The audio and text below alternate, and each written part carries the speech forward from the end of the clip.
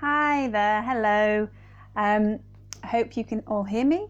So last week I got a few really interesting questions from members of my free Facebook group, the Design Your Home Vision Facebook group. And today I'm going to ask one of those questions which came up, which was, do I need an architect to draw plans for the changes to my home? That's a really interesting question. So we'll dive into that. I'm Jane. I'm an architect, and I specialise in working with homeowners who own period property with potential, and helping them to adapt those older properties to suit a modern lifestyle better, and to incorporate eco-design techniques. I'm an accredited registrant on the Royal Institute of British Architects Conservation Register, which means I know a bit more than most about how to work on older property. And I'm also a Green Register listed eco refurbisher, which means that I know a bit more than most how to make your older property more comfortable, feel warmer, and hopefully allow you to have lower energy bills. Can't guarantee it, but that's the aim. So hit the like button if you're watching this live or on the replay, and feel free to share this with your friends on your timeline if you've got friends who maybe would benefit from getting some architectural advice. So, the juicy question, do we really need an architect to draw plans for the changes to your home? So the very simple answer to that from a legal point of view is no. There's no legal requirement to use an architect at all. You don't have to use an architect. So what does that mean? Well, it means in the UK, to call yourself an architect, to use the title architect and say, I am an architect, you have to be registered with the Architects Registration Board. So they control who is allowed to call themselves an architect, and you must have completed the required amount of training and have proved yourself to be capable of doing that.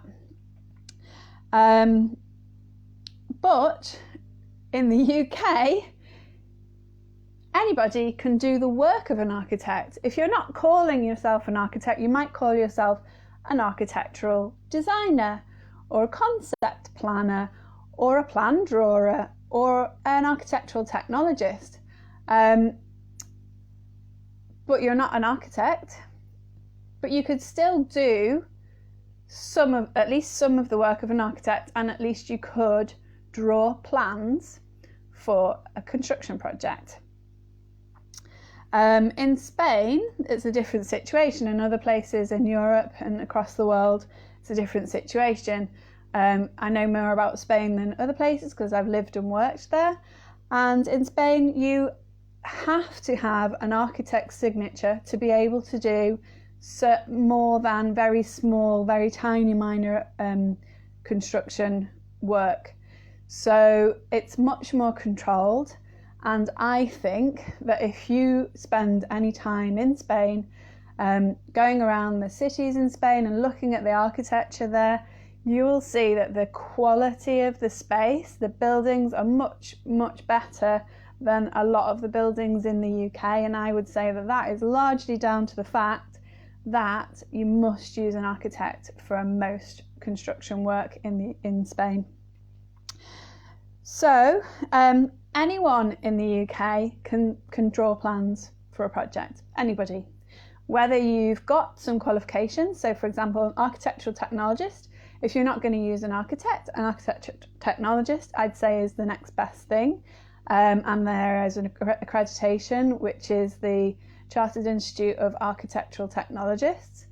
All the others have got minimal training and knowledge and skill.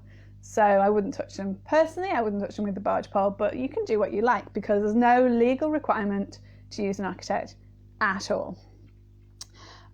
So really a better question to understand is, should you use an architect?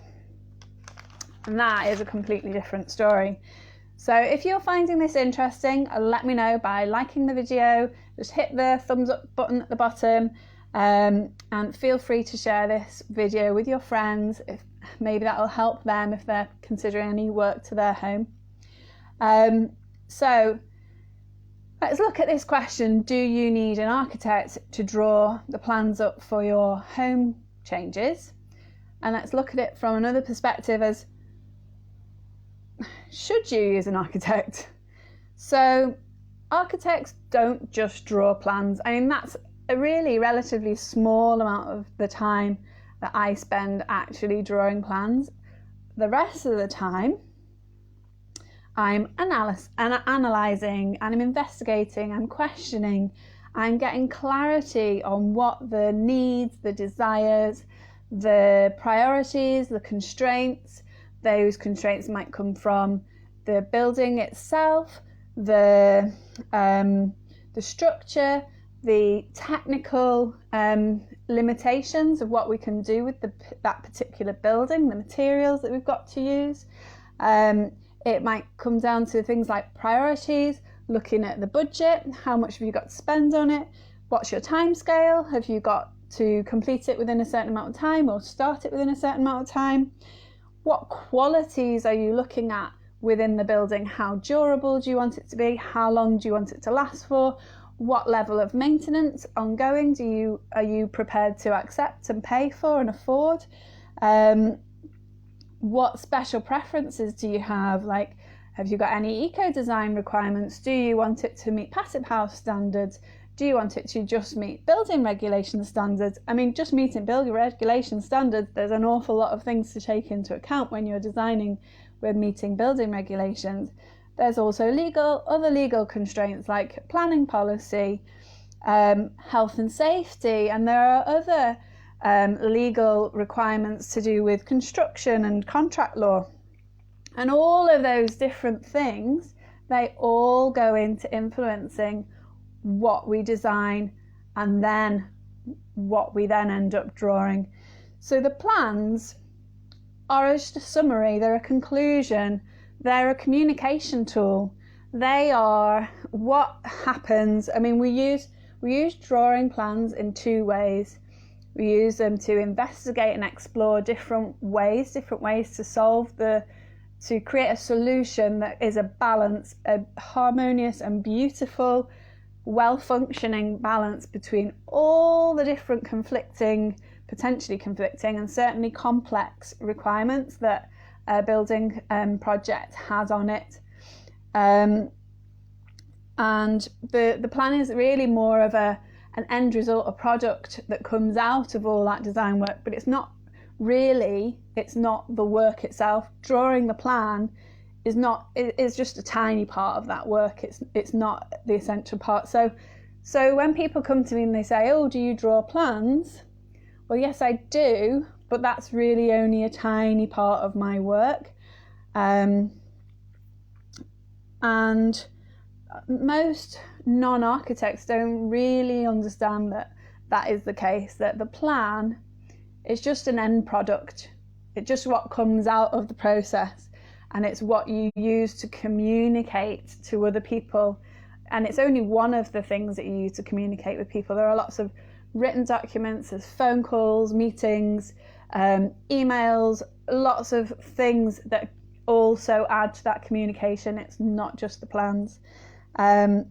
So to get a building that really takes into account all of those needs, desires, technical constraints, priorities, then I would say you do need to work with an architect. If what you're looking for, you're not looking for a brick box to be tacked on to the back or the side of your house, you're looking for more than that. If you're looking to make your home work better for you, And if it works better for you, chances are it's going to work well for a lot of people. So you're not, ruining the value of your property by making it better. It might suit some people more than others, but that's always going to be the case. Not everybody is the same. So if you just want this simple brick box that tacks onto the back of your house, then fine, don't use an architect. If you don't care how it integrates with the rest of your house, if you don't care what the flow is like between your house and this brick box, if you've got a really small amount of money and you just think, okay, I just want to build this very small extension and that's all the work I want to do, that's fine. Don't use an architect. But if you have got a very small amount of money and you want to make sure that this extension is going to integrate really well with your house, it's going to feel like it's meant to be there, it's going to enhance your house, it's going to add to the value of your house and not detract from it, or just be a pointless extra bit to it, then you are much better off using an architect. I hope that's been helpful. If you would like to get some more help to do some of the analysis and decision making which you really need to do as a client, you need to decide what are your priorities, what is it that you like and dislike about your current house. You need to do this sort of analysis work in order for an architect to be able to design what you need and want. And I have created a free checklist that you can go to my website and you can download that completely for free, work your way through it. And if you want to get extra help, you can join the Design Your Home Vision Facebook group, and you can get extra help in there and share your experiences, share your decisions and your thoughts with other homeowners just like you, and yeah, get your project off to a best start it can possibly be. I hope you'll join us in the Facebook group, and I'll speak to you next Friday. Okay, bye for now.